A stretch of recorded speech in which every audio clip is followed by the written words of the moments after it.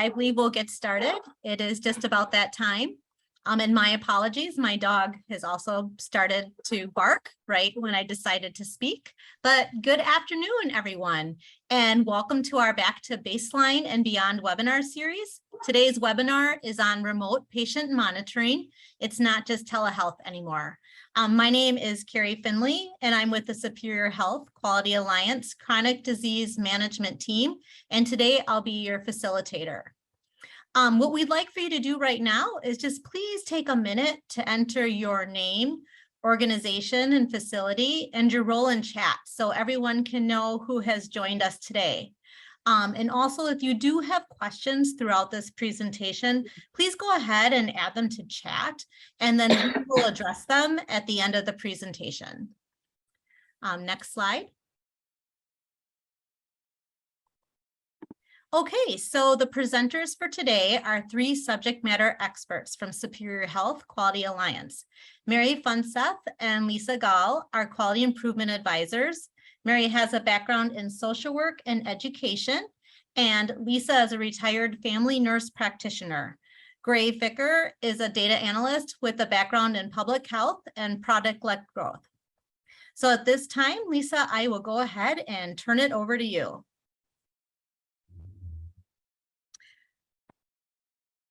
Thank you. Welcome everyone to the overview of remote patient monitoring. It's not just telehealth anymore.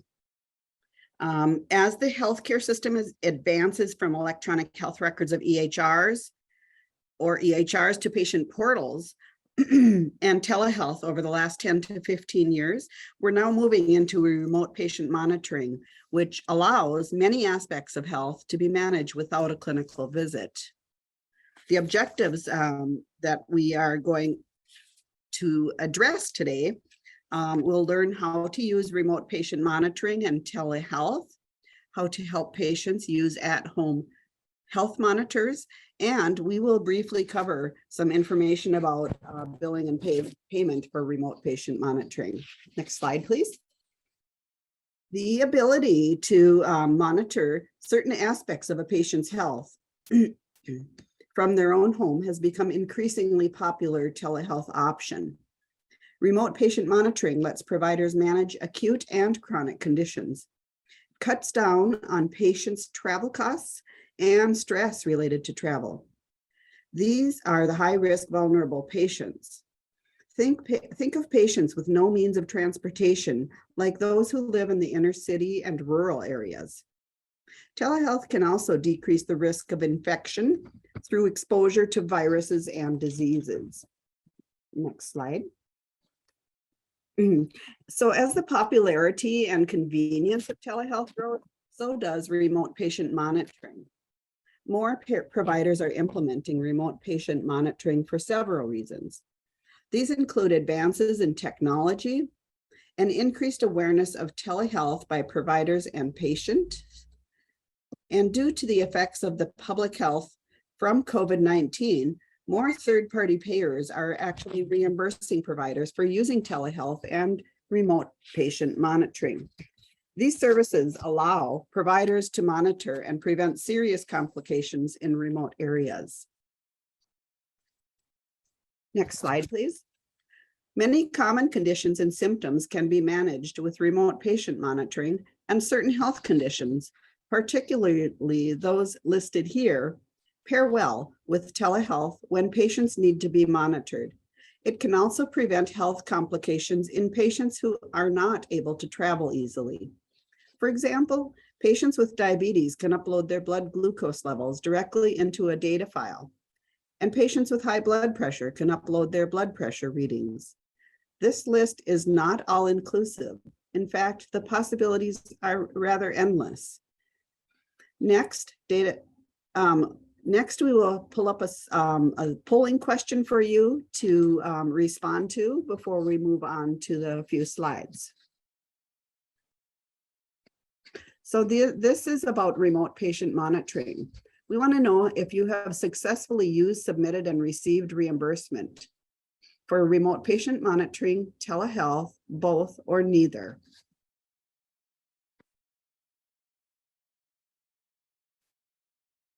we'll give you a minute here to respond to this question. And then we will share it.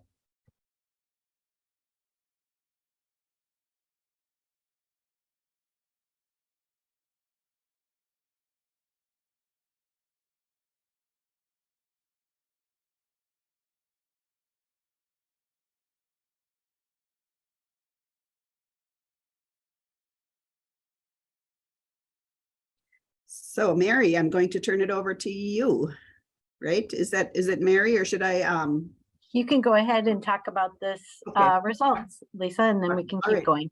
So results here are that the majority have done neither. So half of you have not done either of these, and telehealth about 30%, and about 20% of you have done both. So no one is doing remote patient monitoring alone, obviously, because it does take telehealth. So we will continue, and I'm going to introduce Gray Ficker, as he will be talking about data and analytics and how Minnesota, Wisconsin, and Michigan are doing in comparison to national providers when it comes to remote patient monitoring. Hello. Hope everyone's having a great Tuesday. So if we just move on to the next slide, I can start talking about the different variables we use here to look at this. So it's a cross-section of data. So just a snapshot between when COVID started and then about a year later, so March 2020 through February 2021. And we review the total number of Medicare beneficiaries or persons who received telemedicine services during this time frame. And then we look at the total number of Medicare beneficiaries who received Medicare eligible telemedicine services during that time. And then we divide the total number of Medicare beneficiaries who received telemedicine services overall by the number of Medicare beneficiaries who received eligible telemedicine services to get the final percentage. And the reason I include this here is because when I read it, after downloading the information from the CMS telemedicine snapshot, it was very dense, and having some sort of simplified guidelines really helped me get my mind wrapped around it. So hopefully that helps this group too. Let's move on to the next, and I'll show the raw numbers here. This is the spreadsheet that is aggregate data, so everything put together for all Medicare beneficiaries, like I said. So we can see that nationally across the US, there's about 21 million people who received at least one telemedicine service during that time frame. And then of those, 4,200 were eligible out of those Medicare beneficiaries who received one telemedicine service. So about 50% in the whole country. And then out of everybody in Michigan, 50% about almost received Medicare beneficiary visits, at least one. And in Minnesota, about the same in terms of the percentage, but we see here the numbers vary.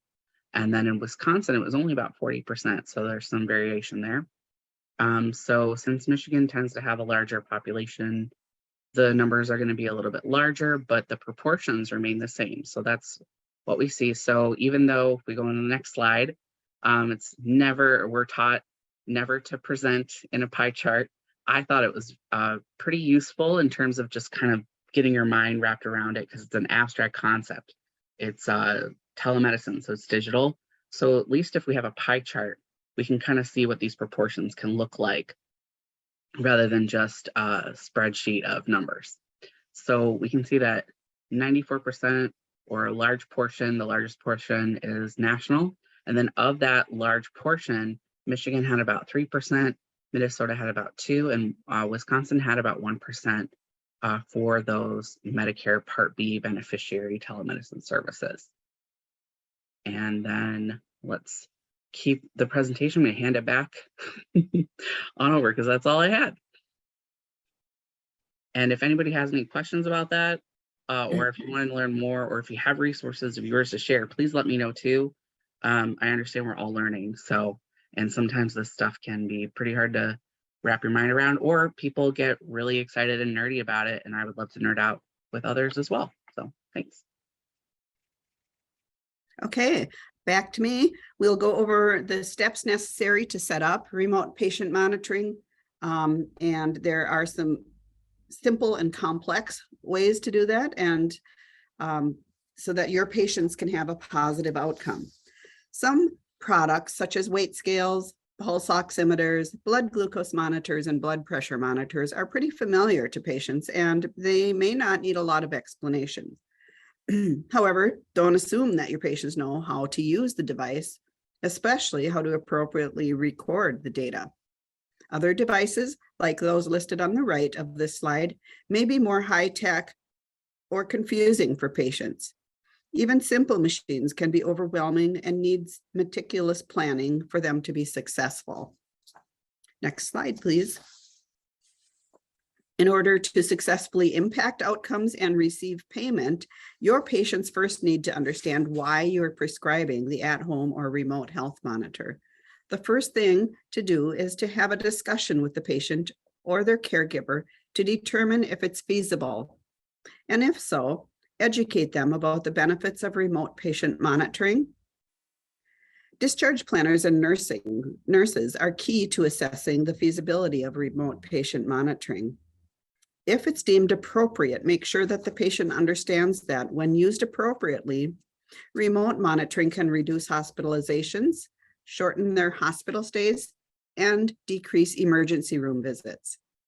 Patients can also experience better health outcomes. This is especially true for those in rural and remote areas. Remote patient monitoring allows for better management of chronic conditions and preventive care. It also reduces exposure to illness and viruses such as COVID-19. Provide details in writing about these benefits, what to expect, and the steps that they need to take to maximize the benefits of remote monitoring. Next slide, please. Patients need to understand what they need to do, what types of data you are expecting from them, and how to send it to you. It's extremely important that they have written instructions, step by step, on how to use the device and send the data.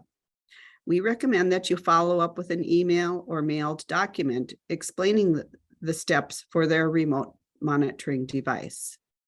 These should be provided in the method of their preference, either paper copies, email, or a downloadable PDF, or in several of those. Before your patients begin using the device, schedule a telehealth appointment to go over these steps. Teach back is very important here. Finally, pre-schedule a follow-up telehealth appointment after they've been using the device for several days. Next slide. You should refer your patients to an at-home medical equipment provider in their area who can set them up with the device and provide support. Walk your patient through operating the device in a telehealth appointment. Encourage your patients to write down their questions and how they can get their questions answered. Either have them call your office or email you the question through a patient portal. They should have the option of even requesting a follow-up telehealth appointment if needed to review that process. Finally, have a member of your staff let your patients know when you are receiving the information correctly from their device, and work with them to make any corrections or errors in their submission. Next slide, please. We're going to briefly cover billing and payment for remote physiological monitoring, which is the term that CMS uses. Next slide. Medicare uses the term remote physiological monitoring in their coding and billing language. Remote physiological monitoring is a set of codes that describes non-face-to-face monitoring and analysis of physiological factors used to understand a patient's health status. For example, the RPM codes allow remote monitoring of oxygen saturation levels in patients with COVID-19. Some examples of CPT codes are listed here: 99453, 99454, 99457, and 99458. Next slide. While private insurance companies set their own terms, Medicare has its own payment policies. An established patient-physician relationship is required, but there does not have to be an established relationship between the patient and physician at the time before you have the remote patient monitoring session. And this will continue for the duration of the public health emergency. Consent to receive remote physiological monitoring services at the time services are furnished is allowed. No prior authorization or consent is required. As for who may bill for remote patient monitoring, any clinician who is eligible to furnish evaluation and management services, or E&M, may bill Medicare for remote physiological monitoring. Next slide. These are some guidelines for remote monitoring services billed to CPT codes 99453 and 99454. The device used to collect and transmit the data must meet the definition of a medical device as defined by the FDA.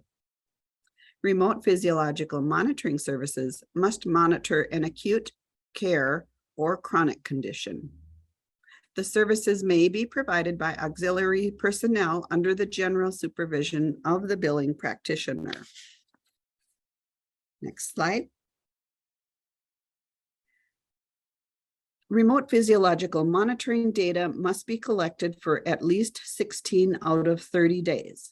An exception to this is during the public health emergency for COVID-19. If a patient is suspected or diagnosed with COVID-19, data can be collected for as few as 2 days. Physiological data must be electronically collected and automatically uploaded to a secure location where data can be available for analysis and interpretation by the billing practitioner. And on the bottom of this slide, we included a link for CMS's billing and coding page for remote physiological monitoring. It's a great resource with specifications and details on what to do for each type of service you are providing. Next page. When it comes to third-party billing, other than Medicare, you will need to check with the patient's insurance company for their policies and on reimbursement and billing. Each state's Medicaid program has their own billing and reimbursement policies. We have included the link on the bottom of this page to the National Policy Center for Connected Health Policy. It is a very useful resource that you can click on this link after our presentation. You will go right to the page. There are differences even from Minnesota to Wisconsin and Michigan on what is allowed, what equipment is allowed, and who can provide the service. Next page, please. Oh, I guess at this point, we're going to do another polling question. So if you'd pull up that second poll question, please.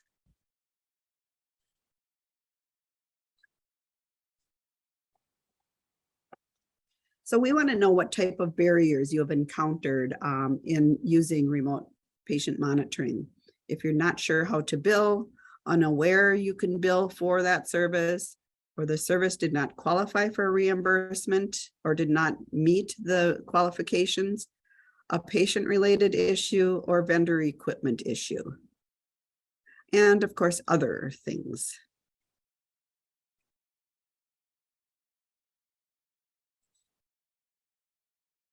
We'll give you a few minutes to complete this poll.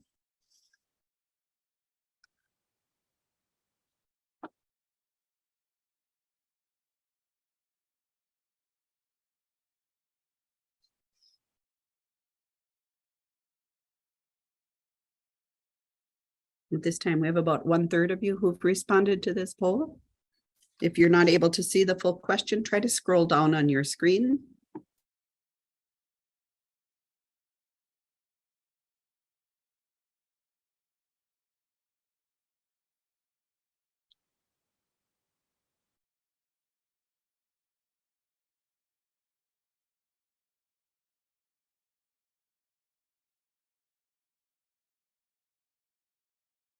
Lisa, you can share this results. Okay. Oh, Jerry, you want to share those results? I don't have the polling questions. Maybe pull them up. Okay. So, all right. So about 40% of you said other as far as barriers. We'd like to know what those others are in discussion later. The remainder are all split pretty evenly at 20% of unaware we could bill, service did not qualify for reimbursement, a patient-related issue, or vendor equipment issue. Okay. Oh, here it is. All right, then we will go on to the next slide on clinical applications for remote monitoring. And we should be on slide 23 here. Okay, thank you. And the clinical application of remote patient monitoring, we're going to do a couple of videos for you. This video explains how remote monitoring helps patients go home but still be closely monitored. And this was done by the Mayo Clinic as they continue to, as they're monitoring how patients could reach their healthcare goals. So we'll click on this link and observe a short video.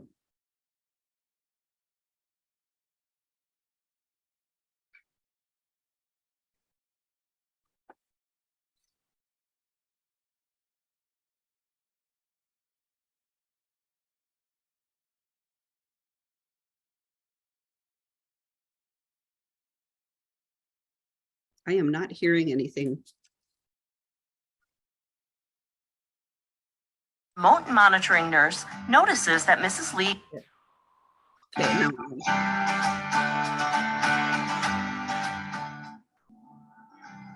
Mrs. Lee was recently discharged from the hospital. Her doctor ordered remote patient monitoring equipment to be delivered so Mrs. Lee can track her vitals at home. She's been on the program for about a week and a half when the remote monitoring nurse notices that Mrs. Lee gained 5 pounds in 2 days. She calls Mrs. Lee to ask about this weight gain and finds that Mrs. Lee has questions regarding the dosage of her prescribed diuretic medication. The nurse explains Mrs. Lee's medications and diet protocol. With her new understanding, Mrs. Lee's weight quickly returns to an acceptable range.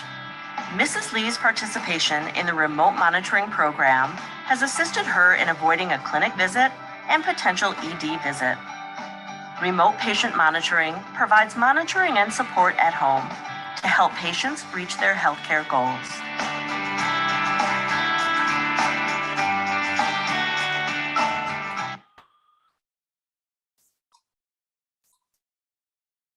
Okay, while we pull up the rest, the next slide here. This is Jan Lorimer, along with her doctor and nurse, share her experience as a remote monitoring program patient when she was diagnosed with and recovering from COVID-19. This is our second video slide.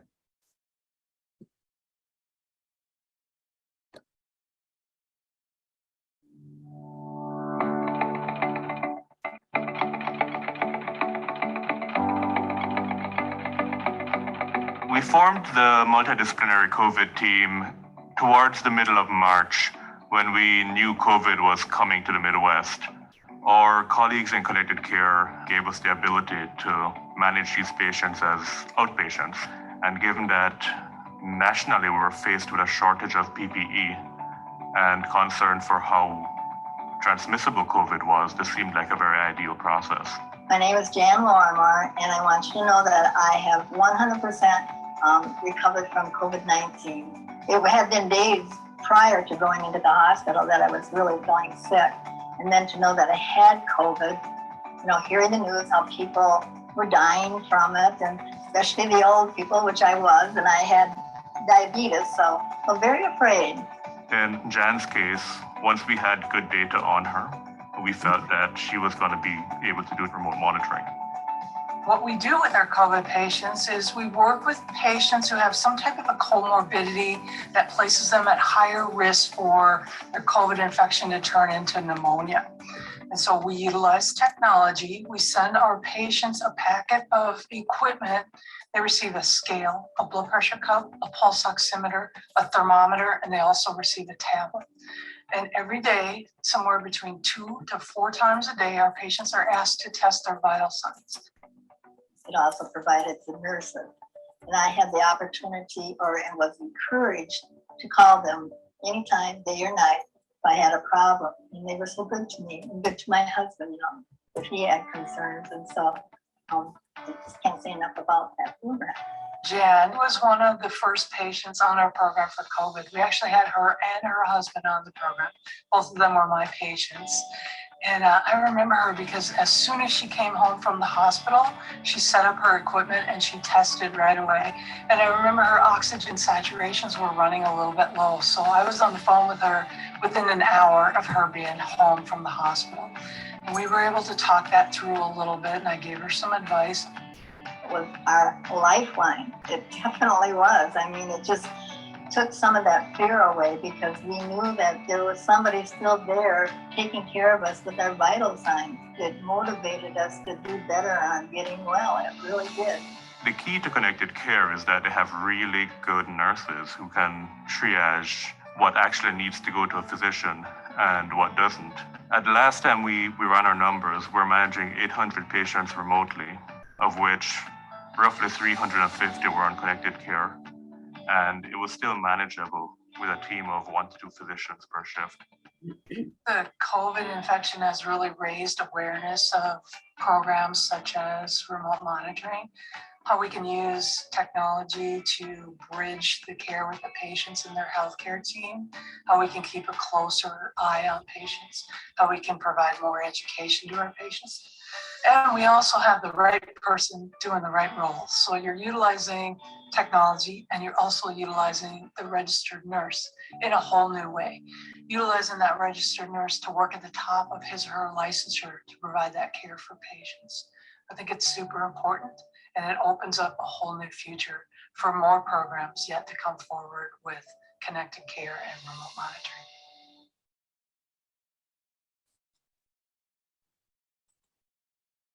Okay. So those are just 2 examples of how the Mayo Clinic has used remote patient monitoring at their facilities. And this video resource, I'm not going to click on this. It's about a 5-minute video, but it really does a nice job of overviewing and walking through the 2022 fee schedule and final rule for remote patient monitoring by the CMS. We will review the new, review the new reimbursement rates and compare them to 2021 and give you tips on how to leverage these changes so that you can take advantage to help your practice and your patients. I would encourage each and every one of you to take a look at this video after, at some time, whenever you get time, you will have access to this. Next slide, please. Oh, and then also just before we go to round robin discussion, I will say that we have about 2 pages worth of other resources that are very good that you can, look through. They're at the end of this presentation, and we'll briefly just show them to you at the end of the presentation, but a lot of resources. We can't cover everything. There's a lot to cover, and we just need to move on. So we're going to move over to Mary, and first we'll start with the final polling question. And if you, Mary, you want to put the poll question up.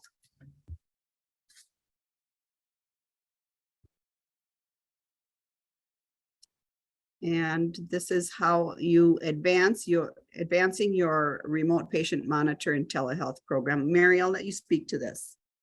Sure. Hi, everyone. Thanks again for coming, and we still have a little bit more to come here.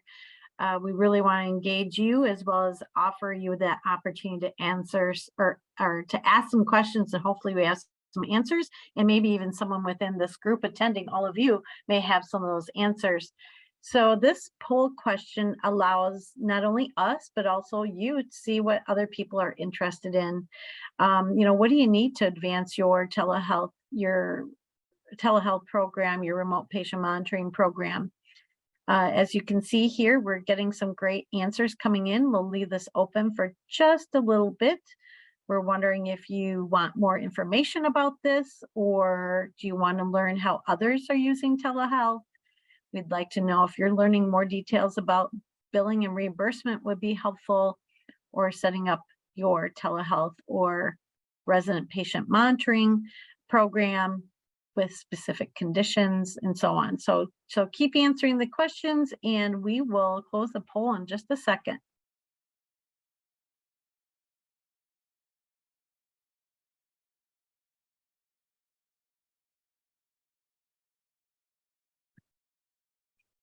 All right, so here we have the poll is closed, and here is our results.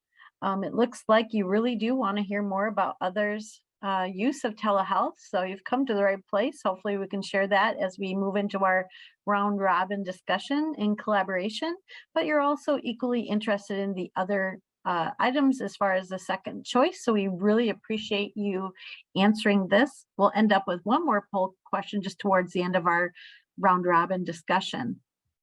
So let's just get into that. If you'll move to the next slide, please, Jerry.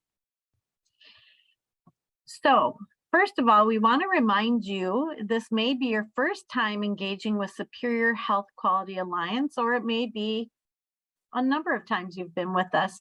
Some of you have already participated in other affinity groups, structured collaboratives, and or used our independent approaches. But in short, the affinity groups are groups that we can create based on your requests, observations that we are having of the people who are within our alliance, and also what we're hearing that we need to improve upon in our various states. So affinity groups can be created as needed, and there are some coming up, so you can do that by looking at our website, as well as Superior Health Connect, which we'll talk about in a moment. We have a number of structured collaboratives that we've already hosted and are planning for the future. And so, for example, what could that look like? It could be a structured collaborative on how to either build a remote patient monitoring program, or how to use telehealth better, or both. It could be within that structured collaborative. What happens generally is sort of a didactic, real brief, and then you have a discussion. You might have some case studies, and then sometimes we ask you to collect a little data for yourself to see how things are going, kind of using a quality improvement approach. In independent approaches, that means that we have resources ready-made, ready to go, you can just use on your own. But do remember that if you utilize our independent approaches, you really don't have to go it alone. You actually can ask us to support you if you need some questions answered, a little help with getting things informed to the rest of your team, or just simply getting started altogether. Again, remember, we do have technical assistance through Superior Health Quality Alliance, and that is at no cost to you or your organization. CMS, through the Medicare budget, is who pays for this contract for us to work with you. So it's definitely a win-win, because we learn a lot from folks like you, and you have this opportunity to be supported along the way. So we're going to have a quick round robin discussion. And if you move to the next slide, please, Jerry. I want to showcase also the three speakers, myself included. So Lisa Gull, Gray Ficker, and myself, we all have our emails here. So please feel free to, if you have some questions in the future about this topic, please feel free to contact us through email, and we'll be happy to help you out. And at this time, you may have some questions about the presentation, whether it was in the area when Lisa was speaking, which was the majority of the presentation, or perhaps around the data piece. Feel free to either chat your questions in or open up your mic and state them. I also want to welcome you to ask each other questions, just in general, of the group at this time. anyone have an opening question that they've been wondering about as far as those in attendance or for all of us on the team?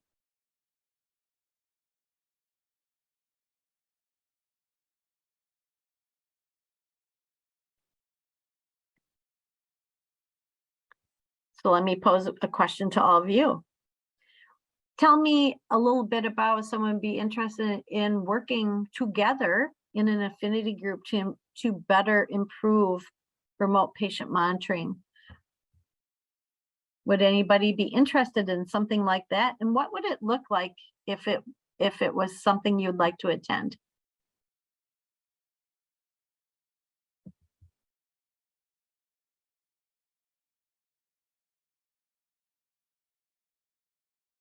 Are there any questions that we may have from the team? From Superior Health?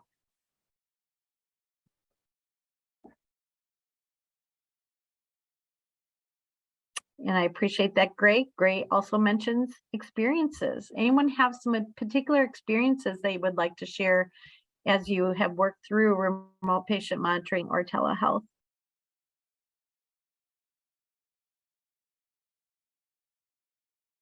Hi, this is Andrea Phillips from McLaren in Michigan.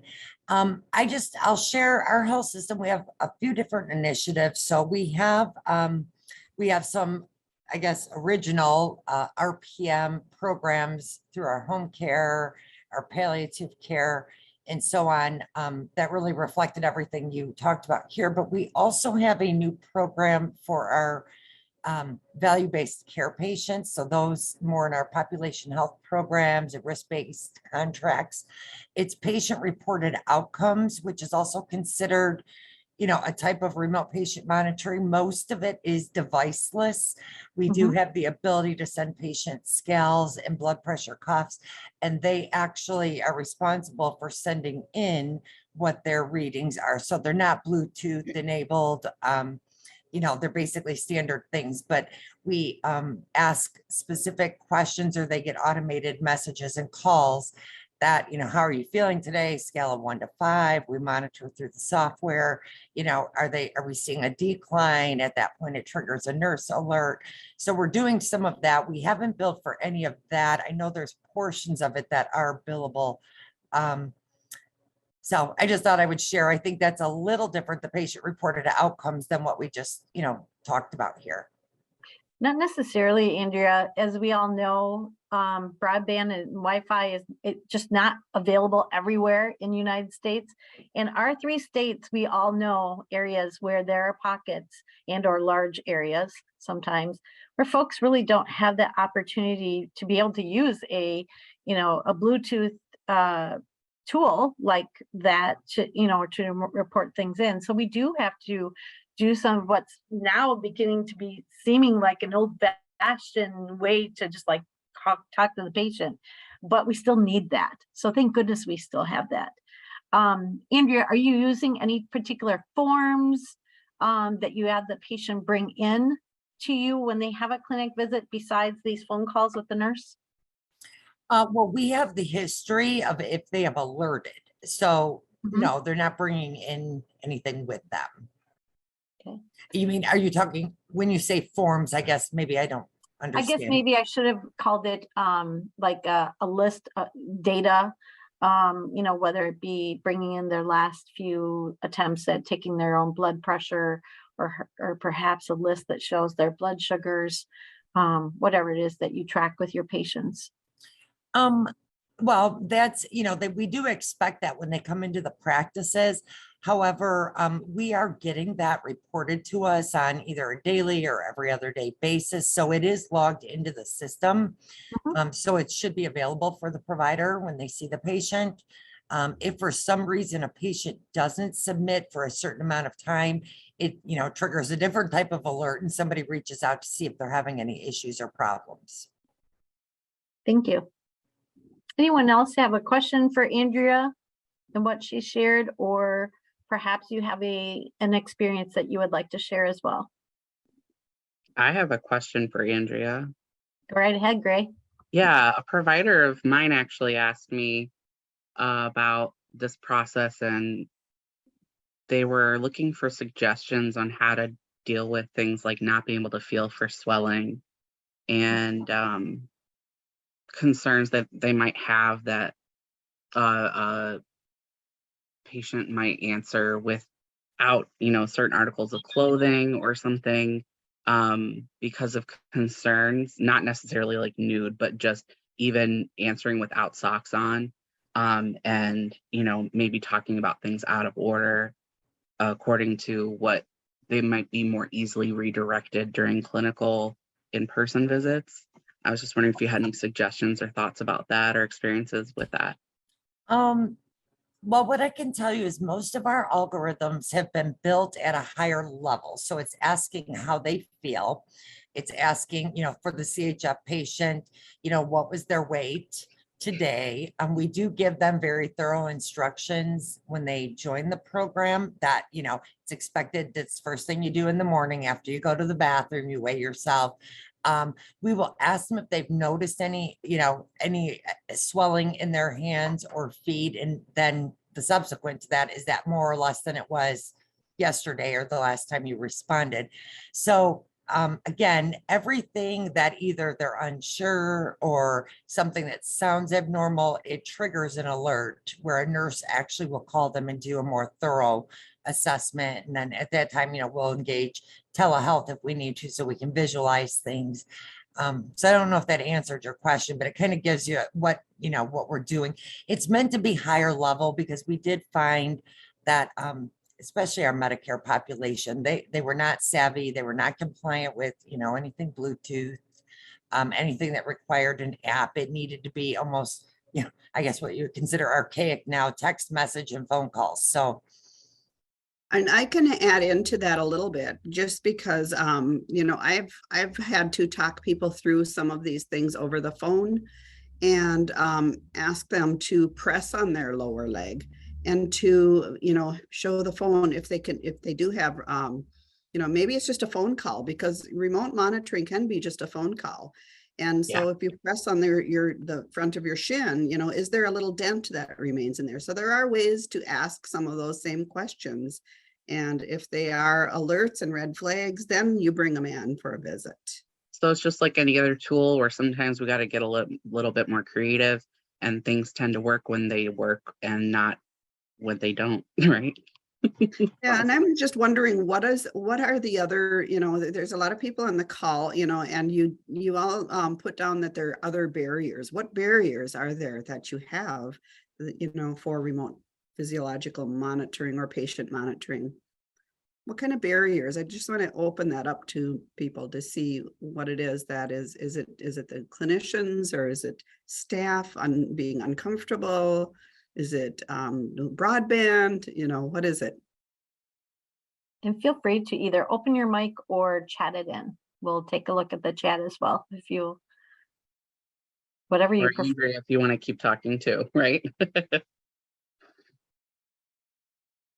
Or anyone else that has something to share. We just want to hear from you. We learn from you just as much as you learn from us, and we can share that with others.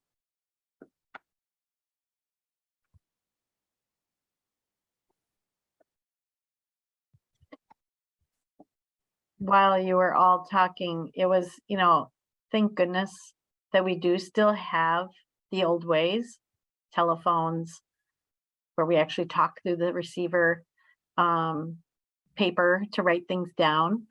And we need to encourage our providers and folks who are working directly with the patient to remember that not every patient is going to have something like a smartphone or something like a connectable device. So I love the idea, Lisa, that you brought up the fact that you can say to the patient, please press on your ankle here and demonstrate, and then ask them those questions.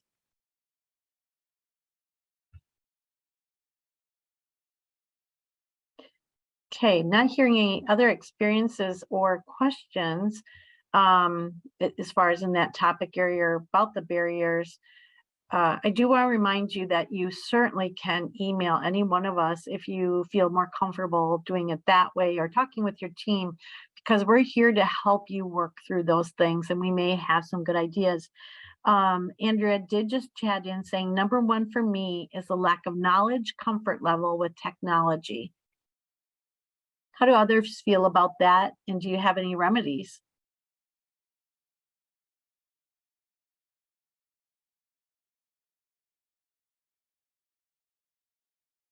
And if that was patients specifically, patients and providers, or just providers specifically, I'm sure it's a combination, but I am only assuming. Mm-hmm. Patients in regards to Andrea's statement, that, you know, that's good to know from your perspective. I do know early in, when we entered into COVID and we all shut down and providers started to have to do, you know, video visits, that it was difficult. They literally were training providers to set up their desk so it was appropriate. So you could see the provider, so you could see an appropriate space, so that people were more comfortable. And Andrea's kind of speaking to that. Our providers kicked and screamed at first, but absolutely loved it. And I have heard that as well, that once people got comfortable, they had the right tools and set up in their offices, they were actually able to provide these televisits. I know that many patients also said, not all, and definitely not all, but they were also enjoying the fact that they could arrive to an appointment 10 minutes after rolling out of bed. I know for me, that was good for me. And I'm sure all of you can think about that too. The other thing to think about is, all of you, what is your experience with your own personal patient telehealth? Not that you have to tell us what it is, but you may also have some ideas about how you feel as a patient to experience remote patient monitoring or telehealth, whether it's yourself or someone that you provide care for, or your family members or loved ones. I wouldn't mind sharing my little story if I could. Sure. And my husband sees a fair number of specialists, and you know, during COVID, one of his specialists, you know, it was pretty bumpy at first, but we just absolutely love, because I live in a rural area, you know, and we're 30 to 60 minutes away from any specialty care. And so when his specialists can meet with both of us, when we're both in different locations during the middle of the week, we don't have to both take off work, drive in, go and see him. I mean, it's a quick 30-minute visit on his cell phone and my cell phone, or a laptop if we have access to that. And it just so much time saving, and we absolutely love it. And we've opted in every time to see his provider in that manner. Thanks, Lisa. Anyone else have an experience they wanted to share?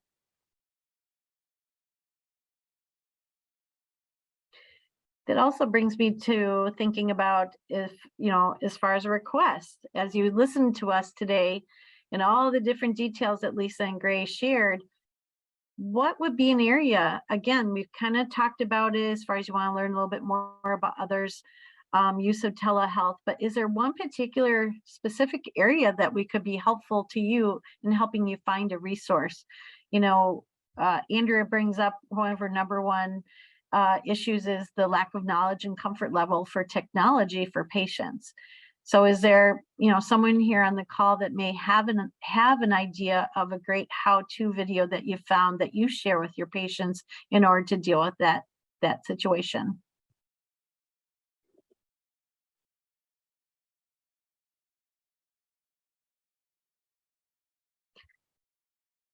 Do any of you think that that would be something helpful if Superior Health Quality Alliance would possibly create for you? Would anyone think that would be helpful if we could hand off a resource like that?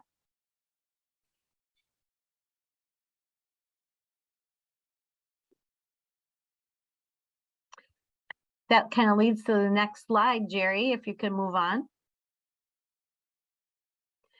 So This conversation and many other conversations can happen here at Superior Health Connect. On the link at the bottom of the page, which again, the slides will be available to you, you'll be able to click that link and enter into yet one of our other very helpful, we think, educational areas where we can put things that we spoke about, such as independent resources. There's a wide variety of things in Superior Health Connect, and I would encourage all of you to click the link and join. It is no cost. It is not going to follow you or collect your data. It's really just there for you to enjoy the many resources that we put out daily in a variety of topic areas. We're not going to actually showcase it today. We would offer to you, though, if you want to send me an email to get a personal demo, we'd be happy to do, or I'd be happy to do that for any one of you. But the link will be on the slides, on this particular slide. And when you click on that link, if you haven't already joined Superior Health Connect, this is another place to go out and find additional resources as well as engage with each other. Next slide, please. So here's what's next for these types of calls beyond the basics. Here we are in October providing to you this particular call. Our next call is going to be focusing on integrating community health workers into your care flow. And as you can see, December has an offering around cardiac rehab. And in January, we're going to be talking about diabetes. And then February, while none of them should be missed, February is going to be wonderful. Motivational interviewing is very helpful as well. So those are what's coming up in this type of call. And you can do connect with the rest of them. I think because you already registered, it should be showing up on your calendars. But if not, you can also go out to our event page on Superior Health Quality Alliance. Here are, though, in your presentation opportunity, if you want to just strictly use the website, or excuse me, the slide deck that we're sending you. And you can see here how to go ahead and register for not only November 15th, but you can also go through and pick the other ones as well. We also hope that you will sign up for Superior Health Connect. Again, it does not commit you to anything. The only thing it does for you really is it lets you into a great big store of a whole bunch of resources that, again, are very helpful and at no cost to you. We are also offering you, as we mentioned, if you would like one-on-one coaching about this remote patient monitoring, telehealth, or a variety of other topic areas, please contact Jerry Hineker. Her email address is here, and you can let her know what are some of the areas that you think yourself or your teammate need support on. We really, really want you to reach out with questions to Lisa, Gray, and myself if you think of some after the call today. Next step, or excuse me, next slide. And I'm going to invite Carrie, who is also moderating the call today, to speak about the Great American Smokeout. Yes, we just wanted to share that we'll be highlighting tobacco cessation materials and Superior Health Connect, leading us up to the Great American Smokeout, which is on November 18th. So we encourage you to help your patients who are smokers towards their journey for a smoke-free life, and check out the materials. Thanks, Carrie. Next slide. So as you can see here, we have those resources that Lisa spoke about, and these are really helpful. Lisa really pulled together a nice set of resources for all of you to take a look at and look at your convenience. And again, if you'd like to talk through any of these resources with us, you have our emails and we're very available to you. Next slide. Again, this is the even longer, as Lisa mentioned, there's a lot of resources here, but again, she's been very carefully picking out the things that she thinks should help your health system, your clinic, your organization as you work through the remote monitoring telehealth. Next slide. Some more. Next slide. So we're going to have Carrie drop in the chat the survey for today. And we really hope that you can complete it. It is very helpful for us as we move along with offering you additional resources. And that will help us create the things that you're looking for us to create in the future. Anyone on the call would like to say any parting questions or comments? That could be the participants and or my teammates.